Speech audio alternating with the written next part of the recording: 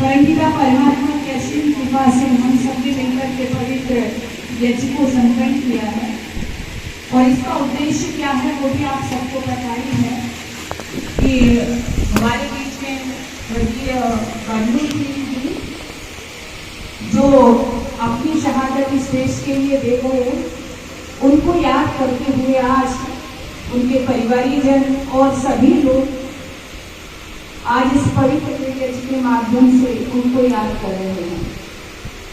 मैं जैसा कि चाचा जी ने कहा, आदरणीय आचार्य जी ने, मैं बस यही कहना चाहती हूँ कि अपने को और मैं भी नहीं, आप सभी लोग बहुत ही सौभाग्यशाली हैं कि इस तरह से जहाँ हमारे वीरों को याद किया जाता है, उनकी शहादत को याद किया जाता है, तो हम भी अपना कुछ योगदान उसमें दे पाएं। तो बहुत आप सौभाग्यशाली हो। ऐसी शहादत, ऐसे वीर इस देश की माटी में हमेशा पैदा होते रहते हैं, क्योंकि मैं कहा करती हूँ कि ये जो देश की माटी है ये कभी वीर विहीन नहीं रही है। यहाँ समय समय पर आप देखो, जो पुरानी हमारी श्रृंखला है, महाराणा प्रताप से लेकर के हो, वीर बंदाजी से लेकर के हो, सुभाष चंद्र बोस, मदन लाल धीरा, राजगुरु सुखदेव, भगत सिंह, ये श्रृंखला तो है, लेकिन इसी श्रृंखला में यदि हम जोड़ दें, जो कारगिल में हमला हुआ उसमें हमारे शहीद हुए, उरी जो अटैक हुआ उसमें हमारे शहीद हुए, और हम देखते हैं कि हमारे जो फौजी जवान हैं वो अपनी जान को हथेली पे रख करके हमेशा इस देश की रक्षार्थ खड़े हुए रहते हैं। तो हम जो सुरक्षित है अपने घरों में, आपको ये ध्यान रखना चाहिए, उन्हीं की बदौलत सुरक्षित है, क्योंकि यदि हमारी सीमा पर, यदि हमारी भूमि पर आक्रमण हो जाए तो हम घरों में जो सुरक्षित बैठे हैं, अपने पर्व मना रहे हैं, अपने विवाह आदि मना रहे हैं, खुशियां मना रहे हैं, ये सब उनकी बदौलत ही है। तो हमारा ये परम दायित्व बन जाता है कि जो हमारे देश की सीमा के रक्षार्थ खड़े हुए हैं, हमें उनका वंदन अभिनंदन अवश्य करना चाहिए। और एक ऐसे वीर, और एक में भी आपने देखा होगा कितने वीरों ने समय समय पर हृदय में अपार वेदना होती थी, हृदय फटता था जिस समय ऐसे वीरों की अर्थियां गांव-गांव में आई थी। और मैं तो देखती हूँ कि ये जो वीर हैं ज्यादातर हमारे, ऐसा नहीं है शहरों से भी है, लेकिन जो हमारे देहाती इलाके हैं, हमारे जो गाँव हैं, वहां से ऐसे वीरों की जब शहादतें आई घर घर में, तो ये कोई कहानी मैं आपसे नहीं कह रही हूँ, आपने देखा होगा कि उस समय की जो घटना थी, मैं इससे पहले भी यहाँ पर आई थी, हमारी बहन यहाँ पर बैठी हुई है, आप इनके हृदय से पूछो। कई बार कुछ राजनेता, में नाम नहीं लेना चाहूंगी, आपको पता होगा, कई बार कह देते हैं कि देश के लिए जो शहीद हो गई क्या बात है, उनको मुआवजा मिलता है, उनको पैसा मिलता है। जब ऐसे बयान आते हैं इस देश में तो हृदय में अपार वेदना होती है। और मैं तो चंद लाइनें कहना चाहती हूँ, तुमने 10-10 लाख दिए हैं सैनिक की विधवाओं को, अरे तुमने 10-10 लाख दिए हैं सैनिक की विधवाओं को, सोचा कीमत लौटा दी है वीर प्रसूता माओं को, तो मैं 20 लाख देती हूँ उन किस्मत के हेटों को, और मंत्री भेजे लड़ने को, यदि हिम्मत है तो अपने बेटों को। तो ये जो बेटे हैं, ये जो बेटे हैं, ये किसके हैं? ये हमारे जो किसान, हमारे माता पिता हैं, उनके बेटे हैं। और इनकी शहादत का कोई मूल्य नहीं होता कि हमने 5 लाख दे दिए, हमने 10 लाख दे दिए, क्या मूल्य दे पाएंगे हम उनकी माताओं को? क्या मूल्य दे पाएंगे उनके पिताओं को, जिन पिताओं का मात्र एक घर का चिराग हो, एक कूड़े की लाठी हो, और वो हमेशा के लिए छिप गया हो? तो आप जरा विचार करो, ये मेरा भाषण नहीं है, ये मेरी कोई कहानी नहीं है। आप पूछो उस बहन से जिसका सिंदूर हमेशा के लिए पूछ गया हो, आप पूछो उस बेटे बेटियों से जिसके सर से माता पिता का प्यार हमेशा के लिए छूट गया हो, पूछो उस बहन से जो प्रतिवर्ष अपने भाई की कलाई में राखी बांधती थी, और वो भाई जब रक्षाबंधन पर नहीं आता है, उसकी शहादत आती है, तो आप जरा विचार करो। तो विचार करने मात्र से सिहर उठते हैं। और एक वो भी दृश्य, एक वो भी समय था कि इस तरह की घटनाएं गांव-गांव में हुई थी और हो रही हैं, आज भी होती हैं।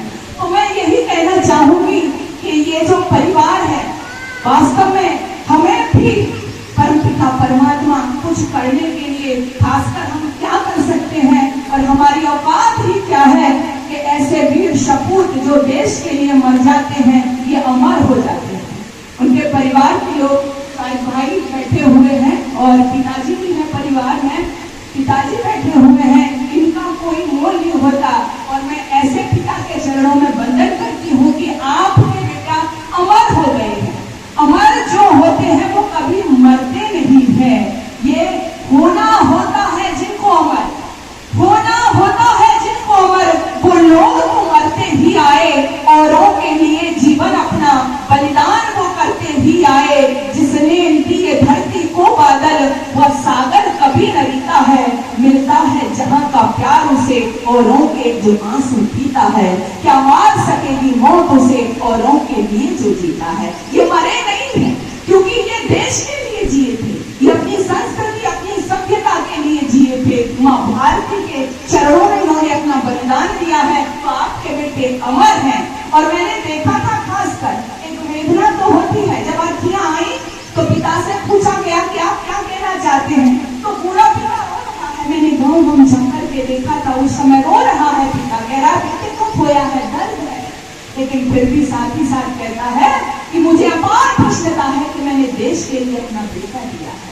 माँ बिलख रही है लेकिन फिर भी कह रही है मेरी कोख धन्य हो गई है कि मैंने माँ भारती की रक्षा अपना पुत्र दिया है।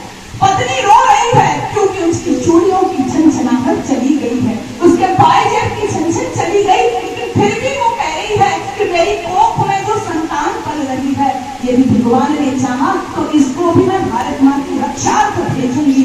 ये परंपरा इस देश की भी है, इस माटी की ये खासियत है। इस तरह की बहन बेटियां समय समय पर अपने पुत्रों का बलिदान कर देती हैं। तो बस मैं विनम्र श्रद्धांजलि देती हुई, मेरा कोई भाषण नहीं है, बस मैं यही कहना चाहती हूँ कि आप ये परिवार ही नहीं बल्कि ये गांव, और ये गांव भी नहीं बल्कि ये जिला, और ये जिला ही नहीं बल्कि पूरा देश धन्य होता है जब इस तरह की शहादतें हमारे वीर देते हैं, जो अपने जान की परवाह नहीं करते, अपने परिवार की परवाह नहीं करते। बस उनके सामने एक ही लक्ष्य होता है और वो लक्ष्य क्या होता है, अपना देश, अपनी माँ भारती की रक्षार्थ। और उसी परंपरा जो मैंने बताई थी श्रृंखला है, ये देश तो ऐसे वीरों का है, एक ही माँ के तीन सपूत भारत माँ की रक्षार्थ चढ़ गए थे। दामोदर चापेकर बंधु, दामोदर चापेकर, बालकृष्ण चापेकर और वासुदेव चापेकर। जरा विचार करो, एक माँ के तीनों बेटे माँ भारती की रक्षार्थ मिट जाएं, बड़ा ऐसी वीरांगना उस माँ को मैं नमन करना चाहती हूँ। तो हमारी तो ये श्रृंखला है, हम मर जाएंगे, मिट जाएंगे, लेकिन शत्रु के आगे कभी झुकेंगे नहीं, अपनी माँ भारती पर कभी आंच नहीं आने देंगे। तो ऐसे ही ये शहादत है हमारे वीर बबलू सिंह की, उनके चरणों में, और उनके लिए मैं कोटि कोटि वंदन करना चाहूंगी। और ये हमारा जीवन, आत्मा तो अमर है, आप सभी जानते हैं, ये हमारी देह मरती है, हमारे शरीर मरते हैं, लेकिन आत्मा कभी भी मरती नहीं है।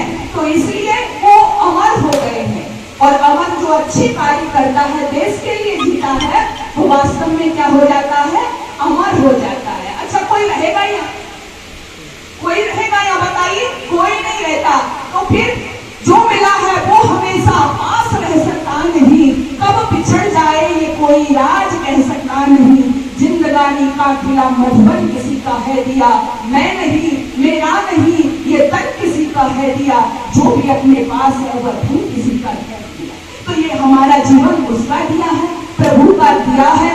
और वो धन्य है ऐसे वीर जो देश के लिए काम आते हैं, वो धन्य है माँ की कोख, वो धन्य है पिता, वो धन्य है परिवार, जिस परिवार से ऐसे भाई देश के लिए मरते हैं, मिटते। नतमस्तक होती हुई बस यही कहना चाहूंगी कि जो मर गए देश की खातिर उनको शीश झुकाते, याद शहीदों की जब आती आंसू भर भर आते। जो मर गए देश की खातिर उनको शीश झुकाते। अरे कैसे थे वे लोग, ये साधारण लोग नहीं है, कैसे थे वे लोग जिन्होंने घर से रिश्ता छोड़ा, पत्नी छोड़ी, संपत्ति छोड़ी, पुत्र विलक का छोड़ा, पत्नी छोड़ी, संपत्ति छोड़ी, पुत्र विलक का छोड़ा। तो इनकी शहादत को हम इस परिवार को एहसास न कराएं कि उन्होंने अपना वेतन खोया है। जहां हमारी आवश्यकता हो हम खड़े होकर के परिवार के साथ में, ताकि उस पिता को, भाई को अपने भाई की कमी महसूस न हो सके।